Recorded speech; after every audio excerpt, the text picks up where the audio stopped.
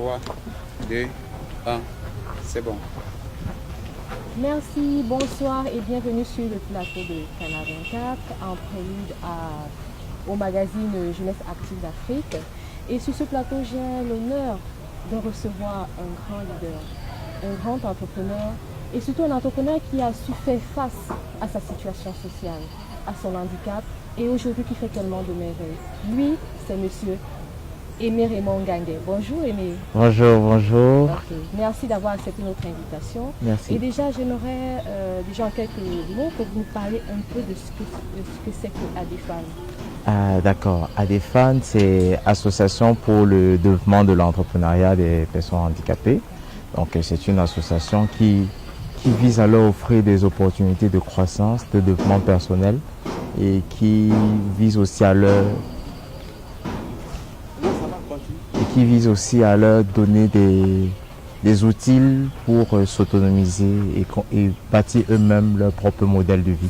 Ok, merci bien. Et est-ce que à travers les actions que vous menez sur le terrain, est-ce que vous pouvez déjà juger que ADEFAN a participé et que la situation sociale des handicapés est vraiment en train de s'améliorer? Déjà, on fait un pas. C'est pas ADEFAN ne peut pas résoudre tout en un coup. Donc déjà, à travers nos actions, on essaie déjà de les insérer progressivement dans la société. En rappel, il y a 3 millions de personnes vivant avec un handicap au Cameroun. Donc ces personnes sont pour la plupart du temps dans des situations précaires, défavorables, n'ont pas accès à l'emploi. Donc nous, à ADEFAN, qu'est-ce qu'on fait? On fait un système d'incubation.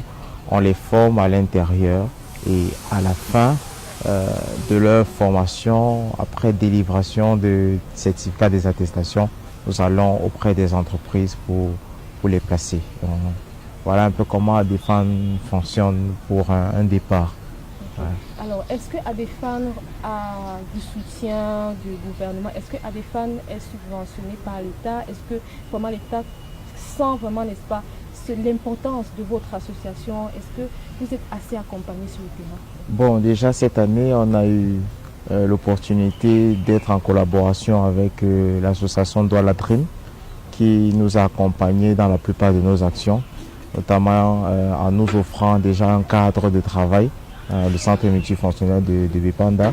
Et nous avons aussi été en collaboration avec le ministère des Affaires sociales qui a toujours motivé nos courriers que nous adressions à d'autres entités. Et actuellement, nous sommes en collaboration avec le cabinet Gorel Africa. Nous organisons avec eux, nous les accompagnons dans le Forum national sur la responsabilité sociale de l'entreprise et du bénévolat. Donc, nous avons quand même souhaité que les entreprises quand même nous accompagnent parce que on manque vraiment de moyens d'accompagnement sur le plan financier, mais sur le plan matériel quand même on a des prédispositions qui nous poussent à croire que on va aborder 2017 sur un lendemain assez meilleur. Et vivement beaucoup de courage, vivement voilà. Beaucoup de soutien pour ce que vous faites parce que lorsque nous voyons les actions que vous menez sur le terrain, vraiment c'est vraiment encourageant. Et quel est le mot, qu'est-ce que vous pouvez dire à ces familles-là qui ont encore honte de voir leurs enfants qui ont une situation, qui vivent en situation de handicap? Qu'est-ce que vous pouvez dire à ces familles, à ces gens qui ont honte de leur situation sociale? Parce que lorsqu'on vous regarde, on sent un jeune dynamique, un entrepreneur qui a su faire face, qui a surmonté cette situation-là. Et aujourd'hui, toute la localité est vraiment fière. Nous voyons les activités que vous menez, vraiment, c'est vraiment encourageant. Alors, qu'est-ce que vous pouvez dire à toutes ces familles, à toutes ces jeunes femmes qui encore hésitent, qui ont peur, qui ne veulent pas marcher, qui ont honte de leur situation? Quel est le conseil que vous pouvez leur donner? Déjà, le handicap n'est pas une incapacité. Ce n'est pas un mot qui s'écrit dans le CV. Donc déjà, faire fi du handicap sur le plan physique, éliminer ça progressivement de sa conscience. Mais maintenant, comme tout handicap demande quand même un changement de regard. Donc déjà, que ce changement de regard, que ces personnes-là ne se voient pas comme des personnes qui ne peuvent rien faire dans la vie. Il y a des gens qui n'ont même pas de pieds, n'ont pas de mains, mais qui sont des très grands orateurs sur le plan mondial Il y a des musiciens aujourd'hui, je pourrais citer Tal André Marie qui est aveugle.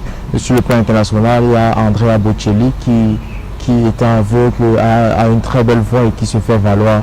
On a eu le président américain Frank Delano Roosevelt qui a 36 ans, 39 ans je crois, si mes souvenirs sont exacts, a été atteint de poliomyélite, qui était toujours assis sur son fauteuil mais qui ne s'est jamais laissé aller et qui a toujours bien travaillé pour sa République.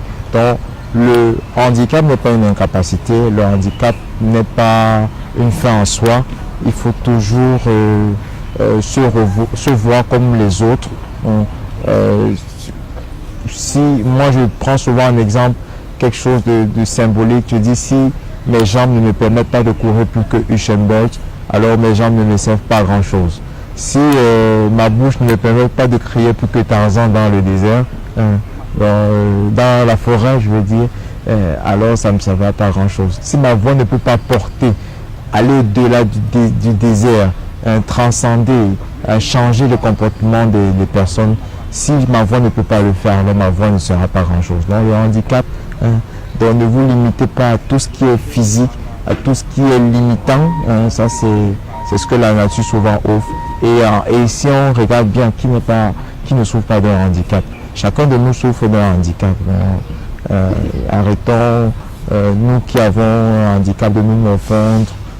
Moi j'ai eu la chance de vivre dans une famille qui ne m'a pas encapsulé dans le handicap. Donc, je demande aussi aux familles de ne pas vraiment considérer l'enfant comme différent, de considérer la personne qui est devant vous, tenez-lui la main, aidez-le, je sais pas, faites des choses. Donc, ensemble, je pense que en ayant cette façon de penser, on sera différent. Voilà. Merci infiniment avec ces paroles, c'est vraiment touchant. Nous espérons que les familles qui nous écoutent ont bien saisi le message. Le handicap n'est pas une fatalité. Avec le handicap, on peut faire tellement de choses. Et monsieur Aimé Raymond nous l'a si bien démontré. Merci d'avoir accepté notre invitation. C'est moi qui vous remercie pour cette occasion de parler à tous ceux qui ont encore un cœur à l'ouvrage. Merci bien. Alors, c'est sur ce que nous mettons un terme à notre magazine. On se dit à la prochaine. Mesdames et messieurs, merci d'avoir été des nôtres. Bonsoir. Bonsoir. Okay.